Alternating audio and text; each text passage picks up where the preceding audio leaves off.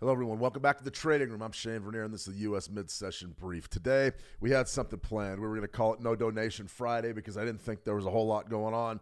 Well, there's a lot going on. We've got a big-time market crash on our hands, really something developing after a PPI number, but that's not the reason why the markets are coming off. The markets are coming off by fears that Iran is going to be hit by the United States this weekend. I'll show you the odds on Polymarket. These things have spiked in the last 12 hours. We're starting to get reports from all over, all different media sources that an attack on Iran really is imminent, and they're looking towards maybe Saturday night or Monday night. I don't really know if that's going to happen. I don't know if it's all true, but I do know price action in the markets. When we start talking about really big, epic sell-offs, this is a pretty good one. I mean, this really is a pretty good one. We just take a quick look at the Dow Jones Industrial Average. We're off big today, or excuse me, we're off big this week, about 1.5%. But that S&P 500, take a look at this US 500, sort of a real choppy week. Not really a whole heck of a lot going on, but take a look at today. Just today, you're starting to break.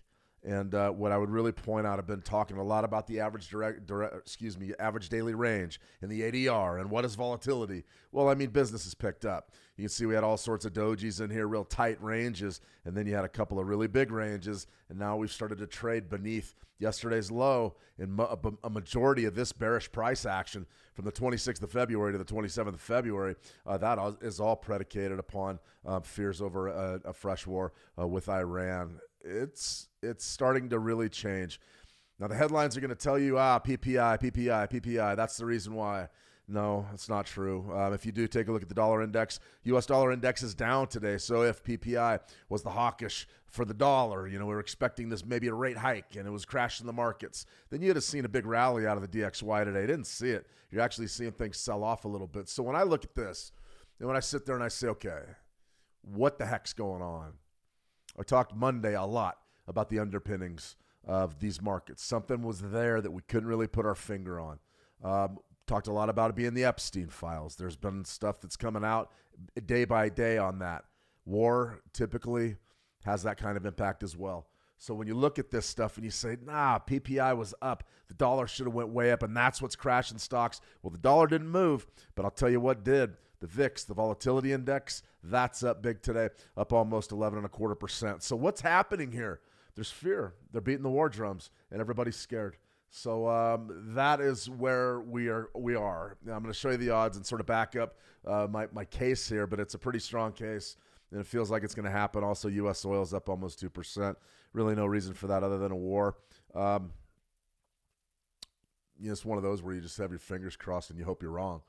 But everybody in the media right now is talking. The scuttlebutt's there. The odds are changing, and there's a lot going on. So we've got big volatility for a No Donation Friday. I'm not even going to talk about the concepts. I thought it was going to be relatively quiet. Final trading day of February. I'm going to go back through and look at a few of those numbers. I got a couple requests to boost the font up on my monthly performance, and I went ahead and did that. So we'll walk through that here in just a little bit. And if you have any questions, I'm more than happy to answer. So good to see everybody back in the room. Let me see here. No Donation Friday, Team Arena. Good to see you. We're going to have to skip it.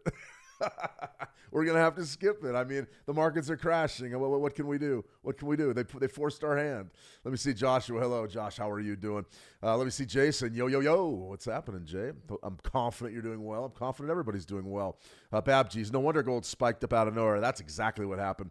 Let me see forex psychiatrist. Gold's at 52.50. Yep. And let me see, O4C, Araj, good to see you, Araj. Over in the How to Trade community, really a lot of new traders over there in the YouTube land. I always love to see the new faces, but sometimes you get those, everybody that weighs in from the How to Trade every day. It's always good to see you guys showing up. I went back and looked at streams from a couple years ago. A lot of the same names were in the stream, so it's always, that's very flattering that you went to that many of these live streams. If you have any questions at all, be sure to ask. I'll be sure that I ask. Let me see. Tuku, good to see you, Tuku. Welcome. Andrea Garwal, happy Friday. Good to see you, Andrea. Welcome. Ralph H., always a pleasure. Ralph, Lita, Steve Francis. Hi, Shane, with a period. Love it. I love it. Keep it short and sweet. Fantastic. All right, everybody, there's a lot. There's absolutely a lot going on. Where do you begin at? Let's talk about a trade idea that we put out earlier this week, and then we'll get into some of the markets that we're talking about. You can see right here, key support level for the Great Britain pound, Japanese yen. It's a trade update that I put out, a trade that we put out a few days ago, and you can see right here, what do you have? You've got 208.31. That's robust downside support. Now, the reason why I bring this up is February's lows in. Today's the last trading day of February. You're going to have an opportunity more than likely to hit that support zone probably early next week. Early next week, I'm watching this one closely. So I want this one sort of on my mind as we roll into the weekend break. I have to issue an absolute warning to all of you. And it's a stark one. Don't carry positions home over this weekend. Don't do it. Now, gold and silver especially, I know the vast majority of everybody in here is trading gold and silver. Don't take those home over the weekend because you can get hurt really bad. You can get hurt really badly, and I think it's important that you preserve your capital. It's much better to go home flat on a day like today where we could get some major geopolitical activity over the weekend than it is to go home and just hope that your positions work. You don't want that. You really don't want that. There is a couple other ones that we need to talk about here. This natural gas idea, definitely interesting. I mean, I'm looking at natural gas. We're getting a little bit of a bump today, but we have to be realistic about where this thing's heading. We're going to check out. We're going to check out the low. We're going to check out 2025's low. I won't say it's guaranteed, but I mean this month you're off 45%, 45.74%. Not really too surprising when we're talking about natural gas. You're up 43% in January and you're down 45. I mean, that's incredible volatility. This low down here should draw some bids. So we do have a trade idea out that went out earlier this week for natural gas, but I'm definitely watching that spike low right in there. I think that's a fantastic area. You see right there November 2024, December, and then right there January, February, March, April, and then you get through the summer months. Couple of hammers, couple of inverted hammers right there. Fantastic. Then you got some dojis, and then maybe you get the bounce, maybe you don't. Pretty sure we get a bounce off of those lows, but we have to be ready for potentially going lower. It really depends. And, what does, a U.S. strike on Iran look like? What does that do to the energy markets? We're going to talk about it. It drives them absolutely crazy, and it's not because Iran is shipping that much natural gas. It's not really because of any of that. It's all about the Strait of Hormuz, and Iran can close that. If they want to start blowing up tankers in the Strait, or if they want to sink their own tankers in the Strait of Hormuz, that's the choke point for your Persian Gulf oil, Persian Gulf natural gas. They can shut it down. That will be probably the first move if this escalates. If you do see a war, the United States hits hard and hits hard. That'll be probably the first move out of Iran is to close the Strait. That will spike global crude. That will spike natural gas. Perfect world. You would love to get your trade before anything like that happens. But that's the first move from Iran. Really, the retaliation will come in two forms. We'll talk about it here in a second. But it will be closing the Strait of Hormuz, and it will be launching a barrage of missiles at Israel and potentially at other countries all around the Middle East. There's people on high alert really everywhere in the region. We'll go ahead and look at some news stories here that lead us to believe that this strike's coming. But we can always be wrong. We can always be wrong, and in this instance, maybe cooler heads prevail and we get a late-day negotiation. Really hard to say. Really hard to say. At the 25th hour, does somebody negotiate? Possible. USOIL, what do you got there? You got a big January. I wasn't really ready for that. I sort of thought I really liked the bearish end of this market. But if you look at what we've been calling for a long time now, those lows down there are about 55. Sort of got tested right there, the low, 54.98, and then the big bounce. But since then, since we got that test of that zone, we just have sort of been bullish, and it's because of the war fears. It's 100% because of that. We saw a huge and an absolutely huge build in weekly supply out of the United States, 16 million barrels. Now what do you have? We're back on the bull. That should have been a bearish market driver for WTI. The bottom line is this. You price in fear, you price in war into this market, and it's sort of the way that crude oil works. I mean, rightfully so. When these fears step up, you get the big daily range. You get the big monthly range, 14%, and then you get another percent on top of that. Interesting market right now. Now, as far as Fibonacci's go, we could do a lot of different things with USOIL. For me, I would be definitely. I didn't trade it today. I didn't trade it today because, we've already sort of wrapped our trading for this month, and I'm ready to turn the page to March. But this right here. Very, very tight. And then you had that big, crazy candle yesterday. Why? US-Iran was negotiating. Why did you have this right here? This bullish break is because energy traders believe they're going to get a shot at the top side of this market. Late day trade. Could you place a late day trade today? You could. Spike low there, spike high. You've got support down there at 65.55. Pretty good one. And believe me, it may seem like you won't get a chance at that. Well, we're trading 66.79, Shane. You only got about another hour, 20 minutes. 65.55. It's doable. It's doable. I've watched crude oil drop $1 in just a few minutes. It's doable, but it depends on the news. I would really like to get a shot at that later today. That would be absolutely fantastic. Maybe to open next week, a pullback right in that zone. That would be good too. 65.55, not bad. Now, let's go to the intraday price action and show you exactly what we're talking about here. What's happened? Those were your war fears. Started beating the drums right there on the London Open. London Open. Tea and crumpets, I guess. What a rally. Pullback. What's the pullback? There's your U.S. traditional NYMEX pit open for WTI crude right there, about 9 a.m. Eastern, 7 a.m. my time, and now we're coming off. Now what? Nobody knows. On an intraday basis, I would really hesitate towards trading this with any sort of conviction. If you wanted to take a true smart money concept trade or something that you may be interested in doing with regards to liquidity sweeps and fair value gaps or whatever you may be trading, this top right here is a little bit suspect, 67.83. If you wanted to get maybe a sell up there, you might be able to, but you're about $1 off. My guess is the market's going to settle somewhere in this zone, probably right around 67. If it doesn't, though, I mean, this break right here in the last 30 minutes, look at that low, 66.12. If you do get a chance here, that's great. That's beautiful downside support. Really couldn't draw it up any better. It would really take something for the market to trade and close beneath that level today. And it might end up just being a great scalp from right above 65.50. It's interesting what's happening here. It's definite that there's some angst in the market, and we've got to be aware of these market drivers at all times. Absolutely at all times. Let me see, Babjee's word is the U.S. is using AI from Anthropic to plan the strike. God. AI planning military, huh? I saw a piece, I think it was from last week. I just actually saw a clip of it. But it was from 60 Minutes, and they had a programmer on, and he said that the entire world was going to be unemployed in the next 12 months because of AI. And I said, well, so be it. We'll put our feet up, right, and let AI do the work. That's fascinating. Word is the U.S. is using AI from Anthropic to plan the strike. God, who even knows? Who even knows? A couple other markets that we want to look at here. I do want to talk a bit about the 9 EMA, though we had some great setups yesterday. I dropped this link in the live chat just a few minutes ago, but if you're interested in the 9 EMA trading strategy brought to you by Switch, just go ahead and click the link.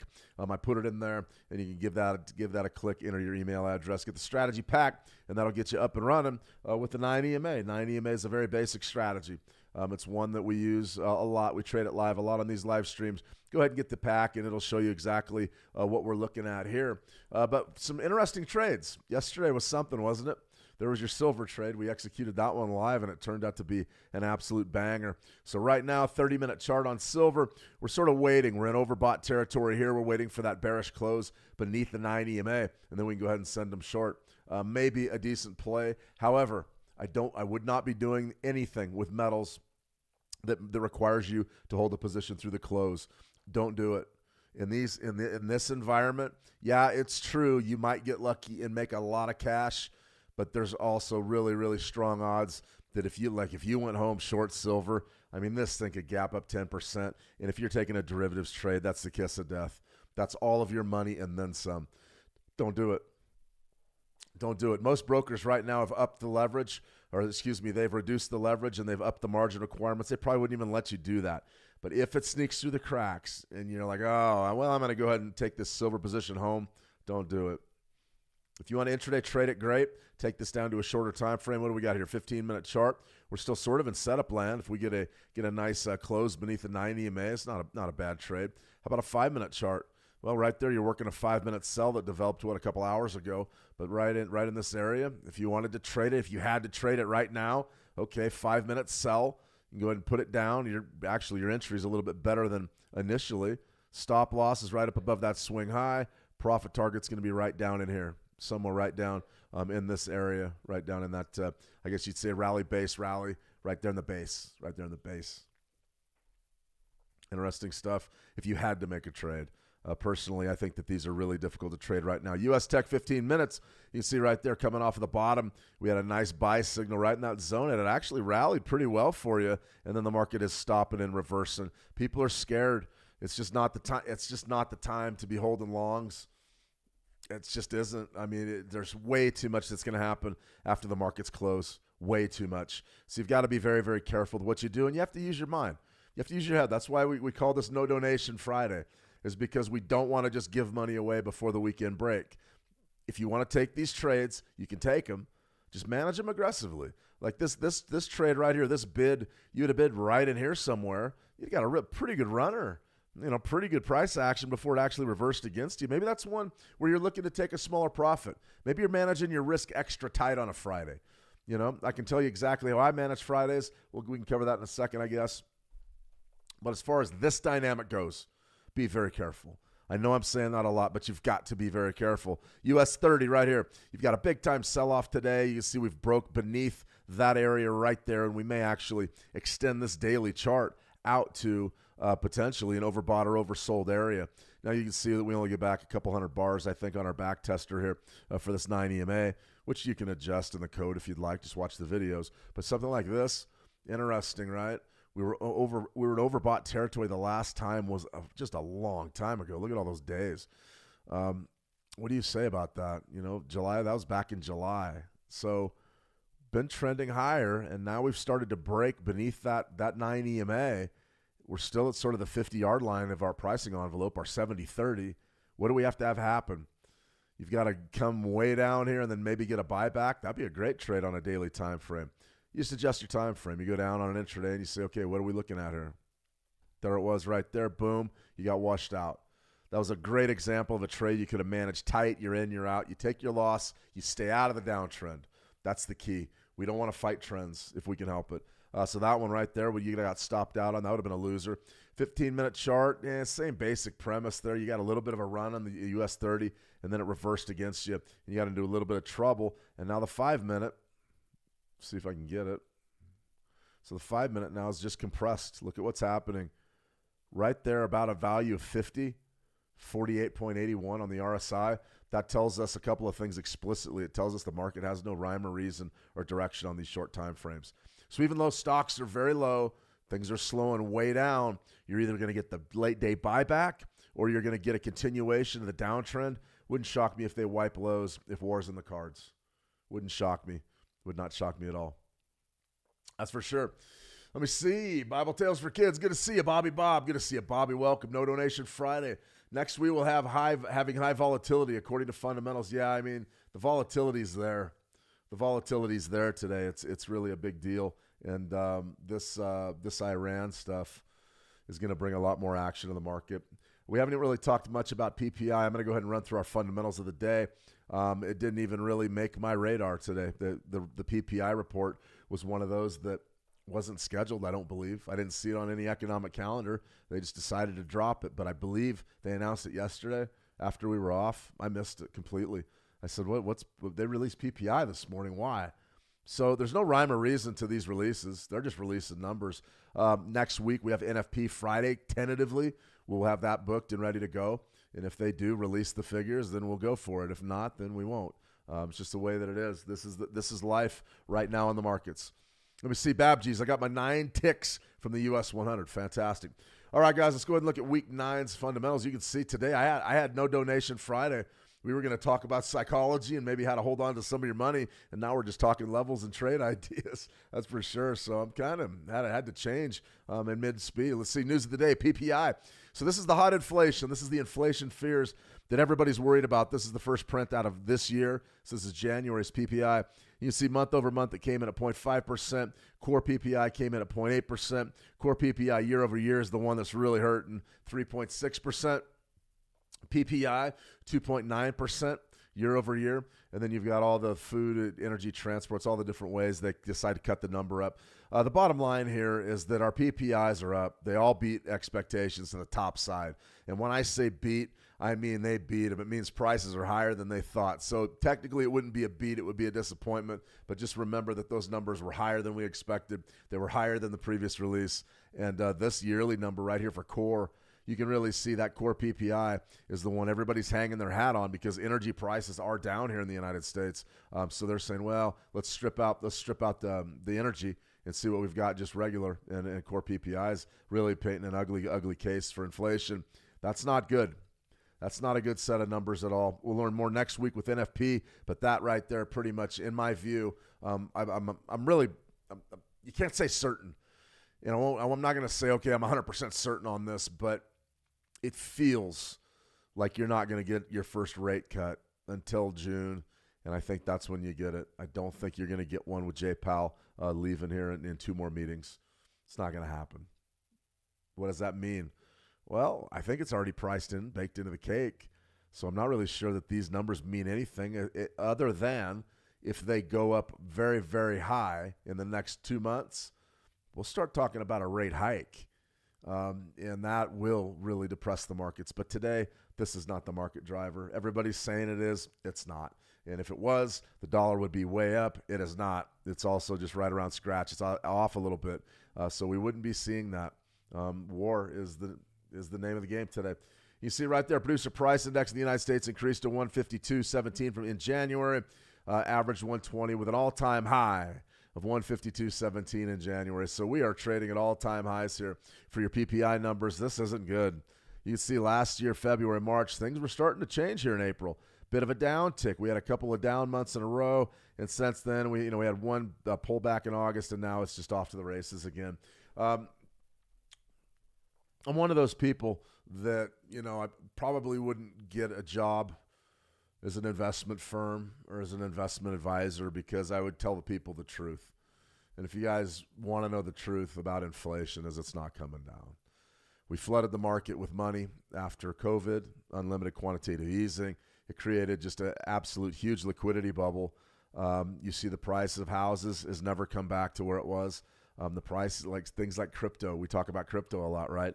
You could argue that quantitative easing from the COVID era really did boost something like a Bitcoin. It's off today. Take a look at the monthlies. It's just very basic. I mean, you can see we've got I'll give you the trade idea here in a second, but let's go back in time here on the monthlies. Where were we? It's 2017, 2018. Where are we right here? 2019, flat, and then March of 2020. What was the low? That's when COVID broke out. What was the low? 3,800. And since then, once that liquidity hit the market, zang. And then all of a sudden, you had a highly speculative asset that was getting just a tremendous amount of money pumped into it. Why was it? Because there was a lot of money in the system. People like me and you. People, I laughed at the time, as did everybody, but folks were getting stimulus checks in the mail from the government, a couple grand. Some families were getting 10, 15,000 from the government, right? And some of them bought Bitcoin. Some of them said, well, Bitcoin's about $3,000. I'm going to go ahead and buy a couple of Bitcoin. Well, it turned out to be the greatest move of all time. You bought 2 Bitcoin with your government stimulus check. Then 5 years later, you walk away with $250,000 if you sold up at the top. That's a pretty good move. Pretty good move, right? At the time, they were being laughed at. Well, what I'm saying is there was so much of that money flying around that a lot of it went into the crypto sphere. And not just from individuals like me and you, but also from companies, small companies, startups. How many crypto startups have hit the wires in the last 5 years? Thousands, tens of thousands. So the money really did shift from government coffers and central bank coffers into crypto coffers. Well, look at what's happening now. You're seeing a correction, and it's a deep correction. I got in an argument the other day on X with somebody who gets millions of followers and is an influencer, but I told him what was up. I said, listen, he was predicting that Bitcoin was going to shoot through the roof this year because the situation was a lot like 2021 and 2020. And I said, not even close. The liquidity is not there, meaning where's all the money going to come from that's going to drive Bitcoin up from where it's at right now? It's going to help it double or triple by the end of the year. And this guy was calling for this thing to triple or quadruple by the end of the year. Now, I love the optimism, and there's nothing wrong with the long side, but let's be honest. It's going to take a hell of a lot of money to boost this market that much. So we fall back on our levels and we look to trade it. Right there, 58,000, I think it's a pretty darn good level. We've had a 58,000 buy trade idea out there for a long time. You can see that this year's low, 59,930. So if we come off about another 2,000, which I think can happen over the weekend with a strike, We could definitely be in play at 58, but it's just a trade. You're only looking for about $4,000, $5,000 on that trade, something like that. If we do break beneath 57 and we cannot hold our water from there, if this does not work, then we go a lot lower, and that lot lower is 40,000, 39,000. It feels like we're going to go down there and test the waters at 50, and at 50, more than likely, you're going to wash out a bunch of people at 50 and sell off a little bit and then bounce and get reestablished. I'm fascinated to see what happens in Bitcoin. I'm still a bull. I just don't see forex by the end of the year. Not in this environment. Where's the money going to come from? We're not going to start cutting interest rates here for another, 4 months? Where the hell's the money going to come from? So that's what I would say to that. But I do like my levels. I like 58. I think 58 is going to be pretty good. That's for sure. Let's see. What do we got here? Let me see. Lebo, good to see you, Lebo. Welcome. Let me see. Lebo gang, what sources of news do you use when you are looking for these cheap stocks and crypto to invest in with the potential for massive aggressive growth? What news do I look at? Most of the time, if you're looking for those big winners in stocks, you're going to be looking at pink sheet stocks, which are stocks that are sold outside of the exchange on the OTC markets. I don't do any of that. I had to do a lot of research on pink sheet stocks and OTC stocks when I was working as a financial writer, about a decade ago already. And the more I looked into the pink sheets and the OTC, the more I decided it just wasn't for me. Now, as a trader, it could be very good for you. I mean, because there are those penny stocks that explode in price. But it's funny because what we get into with our mindset is, okay, I'm going to buy. Hang on a second. I'm getting pinged every day now. In any case, the penny stocks, we fall into the same thing with the penny cryptos. We get in there and we say, yeah, well, what is it? Well, it only has to go up 3 or 4 cents, and that's a 400% return.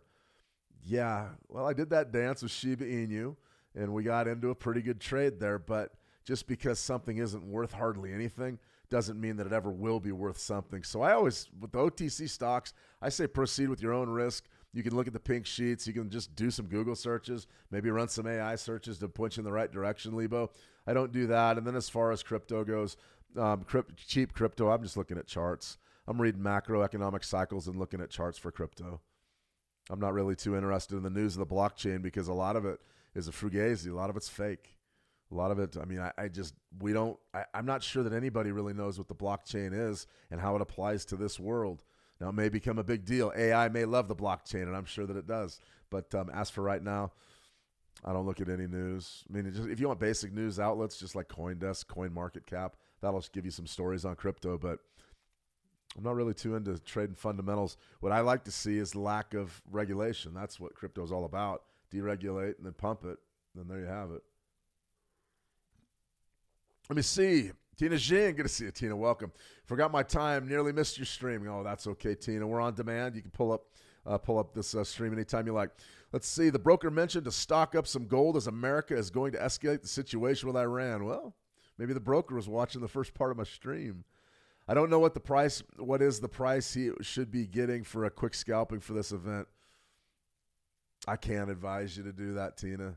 To buy, man, boy, if you guys buy and hold gold over the weekend thinking that you're going to show up and have it gap up if something happens, just remember, if nothing does happen or you see them shaking hands tomorrow afternoon and a deal's been reached, it's too risky. It's too risky. In no way. If you do something like that, you do it on your own. You don't do it with – I don't condone any of that. It's too risky. I told you the story not too long ago. A client from Switch Markets did that, went home short gold. Gold gapped up against them, and they were on the hook for $40,000. That's real. I mean, that's real life. You know, you can lose a fortune. And I'm going to show you my numbers here in a minute. Just a quick recap from last month, and they're humble. I'm not interested in losing $40,000 on anything. Lebo, is pump and dump really a scam? Oh, yeah. No, cryptos get pumped and dumped all the time. Penny stocks get pumped and dumped all the time. Yeah, it's a scam. And the problem with those things is you're not on the inside. I'm not on the inside. If you're not inside, you're outside. All right, let's go ahead and take a look at the gold market. We'll look at gold and silver, and then we'll go over a few numbers here. And then if there's anything else you guys want to look at, we covered a lot of the forex yesterday, so I'm not sure that we need to do that again. Interesting here, 30-minute chart, spot gold, XAU USD. Really sort of a simple market read right there, 5:30 a.m. my time, maybe 6. Typically, that's when you start seeing volume flood into the market, 8 a.m. Eastern. I believe that's the traditional COMEX gold pit open. Something like that. Very interesting, isn't it? There's your big break, okay? And then you just go flat. Pretty much flat. We went up, we peaked at 52, 58, and now we're right back around 38%. I mean, this for me on an intraday basis, as slow as this is, it looks like everybody is just sort of waiting on pins and needles for something to happen. And a lot of times when you have an active news cycle and the market flattens out, you could get a big sweep and a big move out of nowhere, and it could be bullish or bearish. I just don't know. I just really wouldn't be trading that intraday today. No way. As far as what could you do, maybe big picture next week, our fundamentals are relatively straightforward. You can see that we're potentially going to threaten maybe the top of this range. It's very possible. We're looking right now, our weekly highs are somewhere right up around 52.50. So if we do make a move up here, there will be sellers up here, at least in the short run.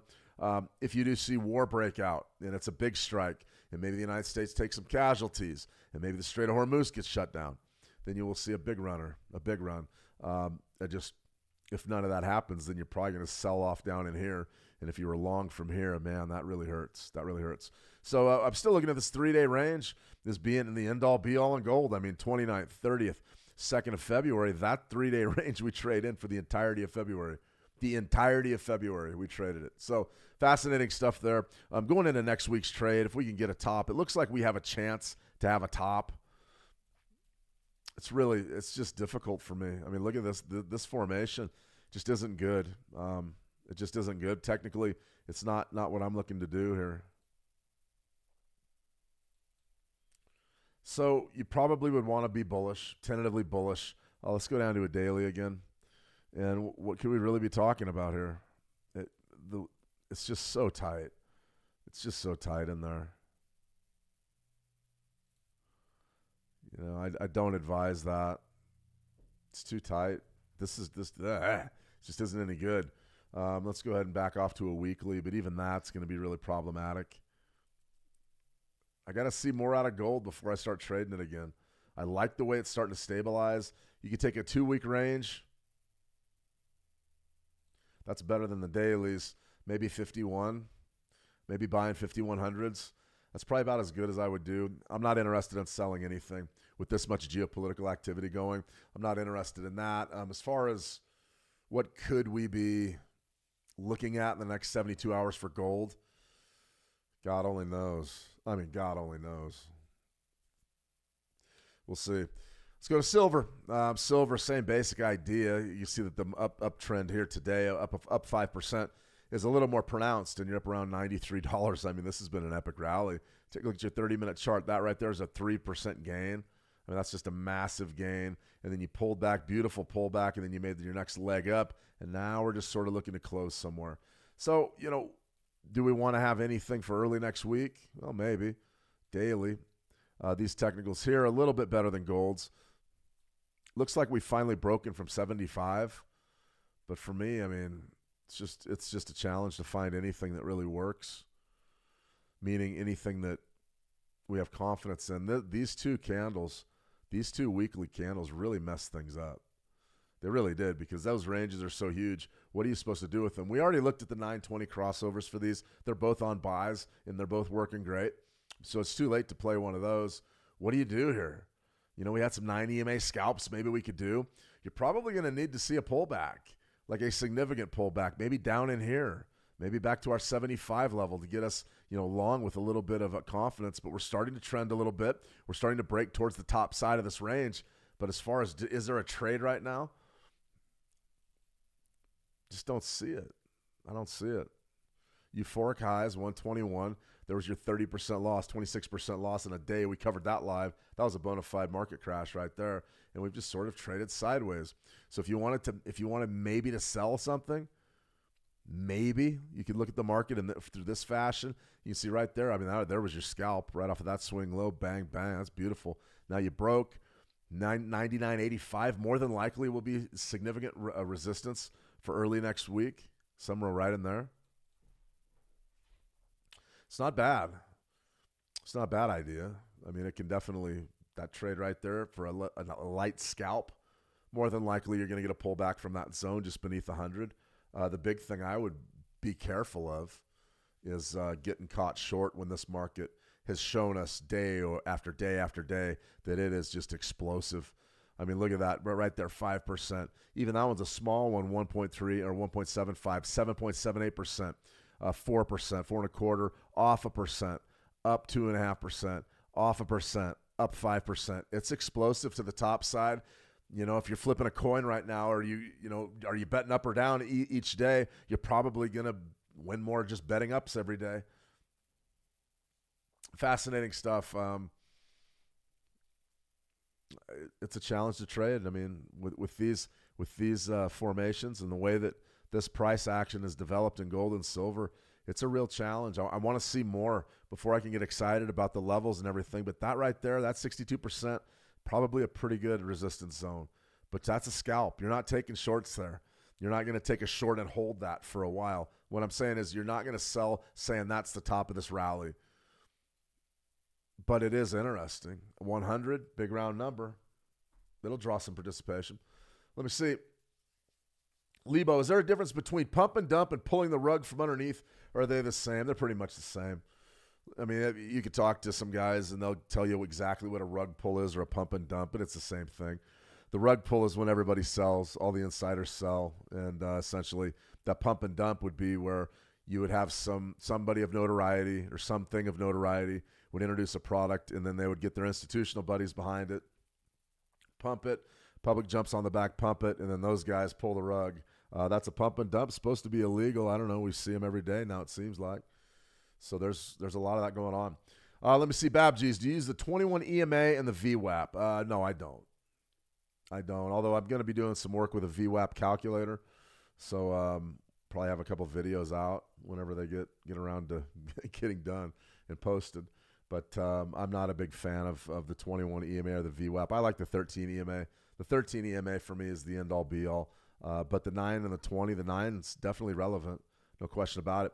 As far as PPI goes, not really much else to say about it.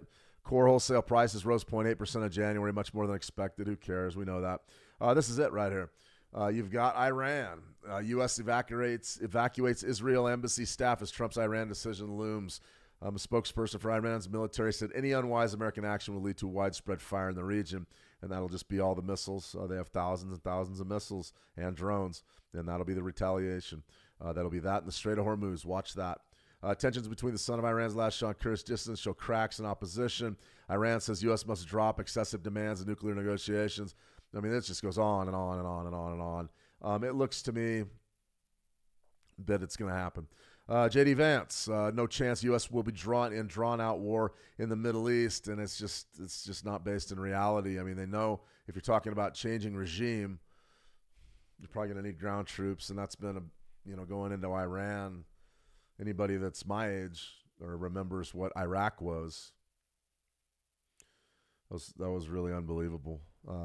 Took forever, and it was. Talk to anybody that's ever gone there. I've had a lot of friends that went to Iraq and served, and this country is in no hurry.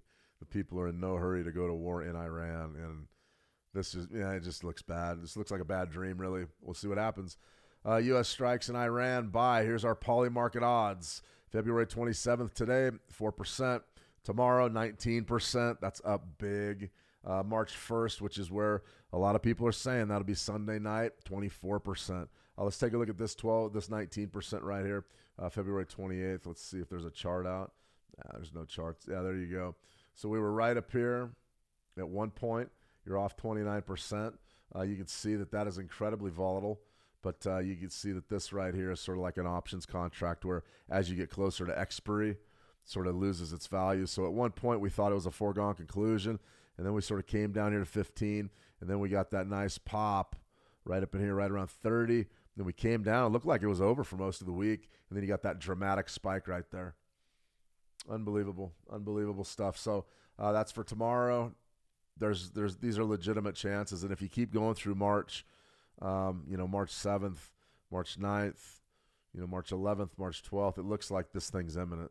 So you're definitely going to want to have one eye on the news, and I don't recommend going home long or short with anything at all. That's for sure. Let me see, Ralph H. Why do you like the 13 EMA over the others? That's what I was brought up on, Ralph, was 13 EMA. That's what I was taught to use, and that goes back to sort of the validity of 13 as a statistical measure. You can feel free to do sort of your own research on that. Just Google 13, the importance of 13. It wasn't just a lucky thing. The back testing for the 13 EMA originally back in the old days when they didn't have all this AI intelligence and all these different ways that you can back test strategies, they had something called, I don't want to get into this story because it's a long one, but essentially it was my uncle's and his research team that was working for Shell Oil at the time. They had access to something called the Cray supercomputer. Well, the Cray supercomputer, there was only a few supercomputers in the world, and now we have supercomputers in our pocket. That's the reality of it. They took a bunch of moving averages to the Cray supercomputer, and they fed a bunch of pricing data into it, and they wanted some tendencies on which ones were sort of valid with maybe predictive value. I use that term very lightly because nothing really can predict anything from my experience, but they were doing all sorts of things with predictive value, and what they wanted to find out was what was the EMA that was most not sensitive, but that showed the best correlation to price action. Meaning, what is the best sort of trend indicator? If price is above the 13 EMA, does it stay there longer than it does for, say, a 9 or a 20 or whatever? And so back then, and I'm talking about the 1980s, the markets are vastly different from then, but that's what they came up with. They said 13 is pretty good. 13 EMA is pretty good. And so for me, it's just comfort, Ralph. I've been looking at the 13 EMA since 2010. And so for me, when I'm looking at an EMA, I know pretty well what the 13 is going to do. Now, the 9 or the 20, they're all good. They're all good. The 9's a little bit shorter and the 20's a little bit longer. 13's just right. But, it really is all up to you. It's all up to you about what you use. It's just about having the discipline to do it. You're not going to find an EMA that typically is just garbage. They'll all work to a certain extent. It's just for me, I've been looking at the 13 EMA for so long and executed so many trades that the other day, that Euro FX futures were hitting the daily moving average. Loved it. And the thing about moving averages, especially when you're using it to do horizontal stuff, horizontal support and resistance levels, is they can sort of line up. So, let's look at our silver chart again. So this is our daily. So we gave you the 62% level on the top side. Take a look at this down here, though. Let's say this thing just sort of moves forward right where we're at for the next couple of days. Let's say we rally a little bit. What's going to happen here? Your 13 EMA and your Bollinger midpoint are going to go right up to that 38% level, right around 86. So if the price goes up here and then looks to pull back, theoretically, we are going to have an area of, commonality is what I call it. And that's where you're going to have, 2 or 3 indicators right there in the same zone. And then I start smiling and I say, well, we've got a pretty good support zone on our hands. That's what I use them for. Working on some stuff, though. Working on some stuff with AI and doing a lot of coding lately. And I've always wondered, I've had so many questions about how this system fits together. And I don't like doing back testing because it can really throw you off track. Gives you a false sense of security and you fall into all the data backfitting traps and all that stuff. But I want to see some tendencies. I'm interested. All right, speaking of tendencies, back by popular demand, I got a few requests to go back over the performance metrics from February. I don't know if we're going to be doing this every month. I might show up next month and lose 50,000. I don't know. I got a pretty good idea that's not going to happen. But I wanted to show some real performance because when it boils down to it, you don't know something's possible unless you see it done. And that's where a lot of the demo trades come from and a lot of our NFP trading and all those things, the high impact scalps that we've done live and all that stuff. It's all designed to show you that, yes, it is possible to trade. Trading is possible. Now, the numbers I'm going to show you are the numbers I showed yesterday. I just adjusted the font a little bit. A couple of precursors here. It's not showing my commissions for some reason. Commissions are already sort of baked into the cake. So that I believe they came off my gross profit before those are reported at the end of every day. So Take that for what it's worth. This was done on a $3,000 account. I didn't even have a $5,000 account going. So a lot of people you can do the percentages in your head. You're not supposed to be able to do things like this consistently. Well, there's a lot of different ways to skin a cat. Now, this was all done tick scalping. We were taking anywhere between 4 to 8 ticks. I believe I let one run like 10 or 12 ticks in crude oil, but this was in and out. And this was in and out. And so we're going to go through exactly what the metrics were, what the metrics mean in essence, and see if we can maybe get a little bit of clarity to some of these numbers, and maybe some of the things that when you see your performance, maybe how you can evaluate your performance and say, am I getting the job done? Am I just making money being lucky, or am I getting the job done? There's a few ways that you can figure that out as well. All right, let's go ahead and do it. Let's see if I can move that little picture. 1 second here. That picture right there is in the way, so let's go ahead and put that over there. All right. Okay, so you've got all these different performance metrics over here. All these different ones. And it's, there we go. Net profit, gross loss, commission, profit factor, all of it. I'm going to show you a few that can help you in your trading. So, of course, what everybody wants to see, and everybody on YouTube, I watched some kid's video yesterday. He was trading at a 1-bar orb, I think, a 1-bar 5-minute orb, and he made $80,000 last month. And I said, great, good for you. Performance, what is it? Of course, we want a big net profit. But just remember that your net profit, it really isn't the most important metric on the board for you. It's not. Your gross profit, is that the most important? Not really. Your gross loss, that's very important. Clearly, if you're losing a lot, you're not making any money. So, of course, we want a healthy net profit. We want it as big as we possibly can get it. But put that on the back burner in your mind. Forget about the money for a minute and think about being a good trader and what that is. A good trader protects your money while giving yourself a chance to succeed, your best possible chance to succeed, maximizing your capital efficiency, which means you don't let your losses get away from you. You don't sit around patting your back after a couple of wins. So commissions, whatever, that's going to be different no matter what you're doing. Profit factor, don't care at all. Max drawdown. Yeah, that's a big one for me. $175 was our max drawdown. That's not bad. That means before we actually got our business together and started winning trades, we were only in the negative about 175. That's pretty good. Sharp ratio, don't care. Sortino ratio, don't care. Ulcer index, that's just something fancy they do that shows when you're deep in the hole and you're losing sleep likely before you make a comeback. Total fees. All right, Team Marina can see it. All right, fantastic. Total fees. All right, whatever. I don't focus on that. That's built into my commissions for futures. Probability. I don't know. I don't really care about that either. Start date. All right, first. That was the 1st of February. 27th. So that basically is the month. Total number of trades. This is big. Now, you'll notice I'm not going to focus much on the long or short side of it. I've always loved selling the market more than I've loved buying it. Always. I've always loved selling more than I loved buying because from my experience, the selling, we were out of there really fast. Now, I like getting in and out. 45 trades in a month. Is that a lot? Now, what did I trade? 2. We traded the Euro FX futures and we traded WTI crude. That's it. Percent profitable. 77.8%. So we were winning pretty much, 8 out of 10 times. Now, does that in itself mean anything? Not really. Because theoretically, I could take one tick, right? I could take one tick on a trade and say, oh, I won. And you're winning every trade and you're not making any money. So that's not necessarily that important either. Number of winning trades, 35. Number of losing trades, 9. Okay, 35 and 9. Not bad. You'll notice that we're pretty much the same. Number of even trades, a break-even trade. You'll see I don't do break-even. We either win or we lose. So we stopped out at even there. Average trade, that means every time we pushed the clicker, every time we pushed our mouse was $36. Not bad. Average winning trade, $58. It's not sexy. I'm not sitting around going, oh, we're going to go buy a truck tonight or we're going Michelin restaurants tonight. Not really. 58. That's your average winning trade. Your average losing trade, 48. Average losing trade is less than your winning trade. If you're going to focus on anything, it's those two numbers. If you get your winners bigger than your losers, and your percent profitable is that high, you're in pretty good shape.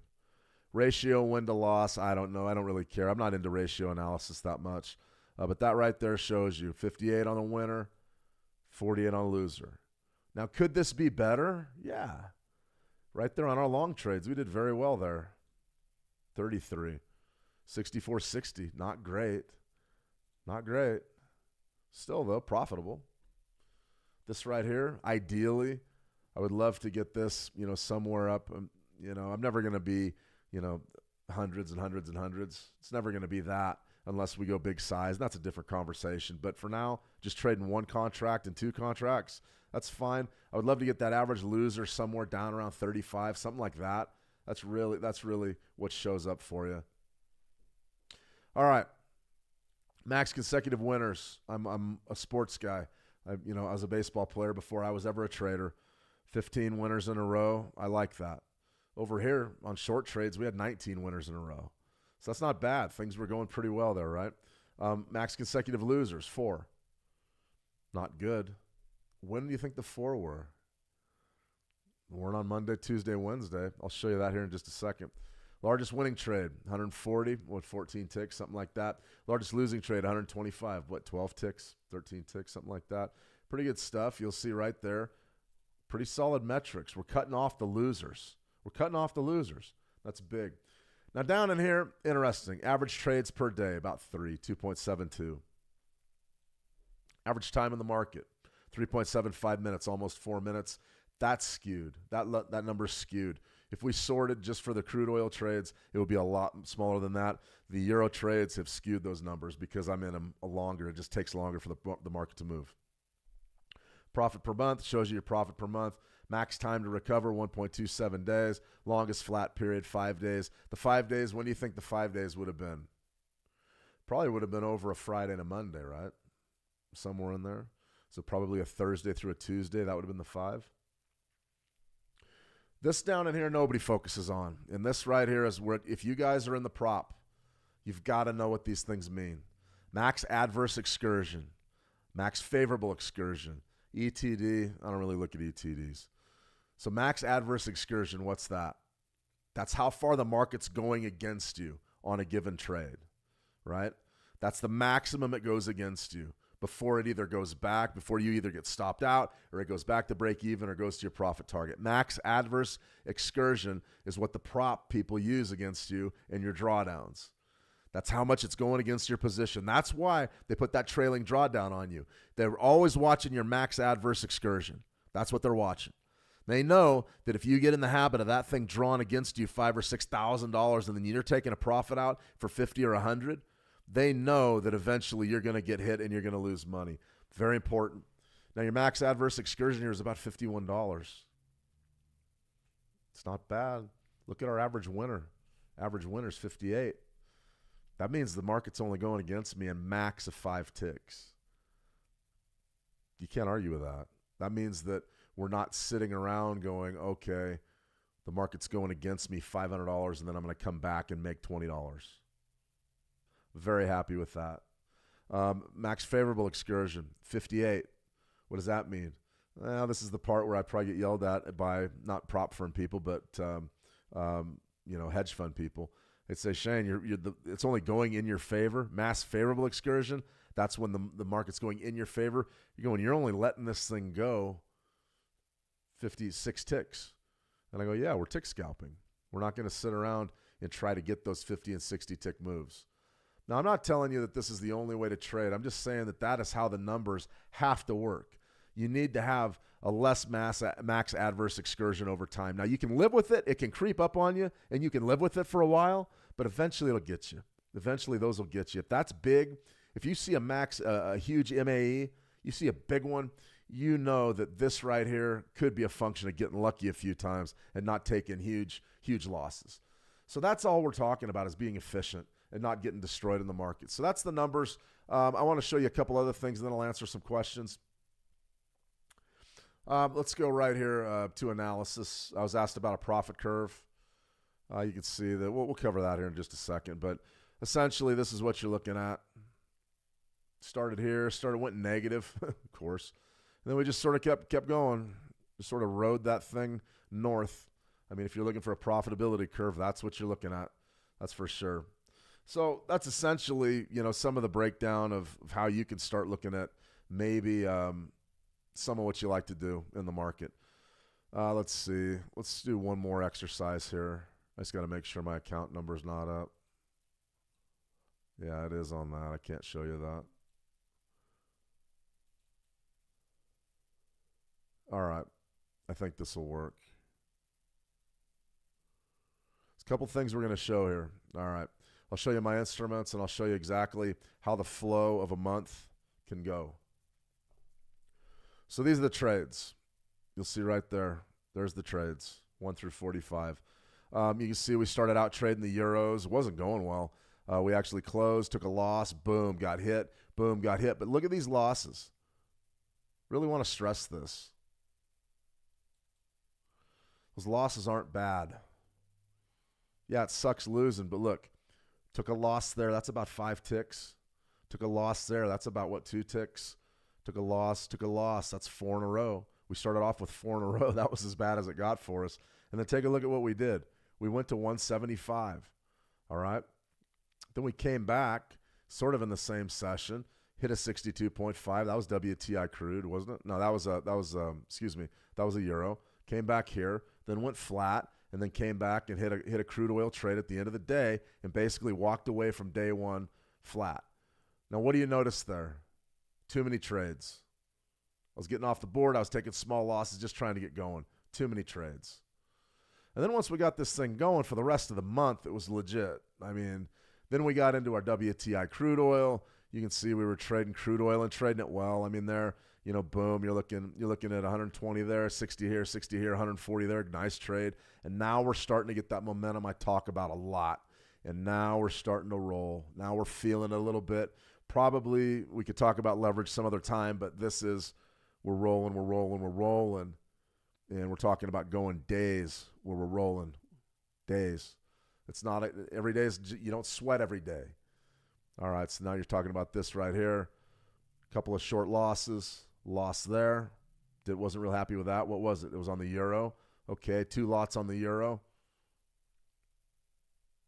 25. Took another loss there. What was it? The euro.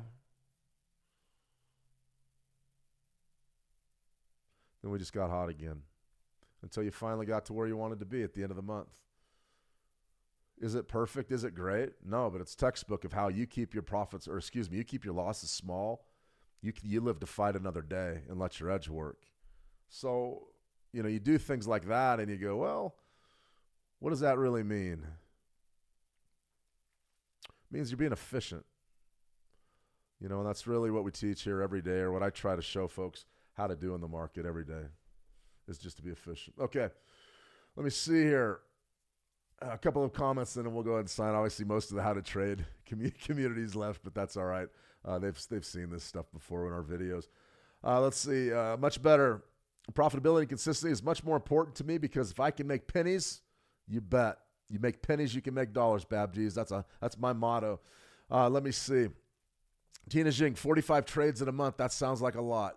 Well, next month we're going to factor gold in. We're probably going to figure gold into the equation once it mellows a little bit. And we'll probably be up around, for March, I'm guessing, probably 60 or 70 trades, something like that. So you are in and out pretty fast. Yeah, we're not waiting around. A lot of those, I didn't really show you in the trade log, but a lot of those trades, I mean, they're over in just under a minute, 30 seconds or a minute. That's for sure. Let me see, Lebo. I don't have a question. It's just a request. Can you please in the future cover AI trading? I've been curious. Yeah, I'm still learning about AI myself, but yeah, I'm more than happy to do it. Let me see. Tina, how much margin cost for those small ticks, please, Shane? I'm not really sure what you mean margin cost. My commissions, my all-in round turn commissions with futures, I'm running right about $5 a contract. So if I trade 2 lots of WTI round turn, that's going to cost me about $10 to execute those trades. Now, that's with the commission and the exchange fees and the clearing fees. And those seem to go up every year. So that's a good look at some money management stuff for today. As far as where the markets are, Iran is the big one. Be careful over the weekend. You don't want to get caught out in the cold. You don't want to get caught out in the cold for sure. All right, everybody, I'm going to go ahead and sign off. I want to thank you for joining me today. It was a fun stream. If you have any questions at all, be sure to reach out at howtotrade.com. I'll be sure to get back to you in short order. And also check out our YouTube channel, Switch Markets. There's more content on the way. We've just sort of been doing a lot of different projects. Right now, the markets are bleeding, running blood red right now. So we've got to be careful with what we do. Like I said, don't take anything home over the weekend unless you're a real adventurer. But this could really be one of those weekends where just an epic move on Monday's open. All right, everybody, I'm going to go ahead and sign off for right now. I want to thank you again for joining me this week. I'll have the new schedule up in the How to Trade and probably here in about another hour or so for next week. Until then, as always, trade the action well, and we'll talk soon. See ya.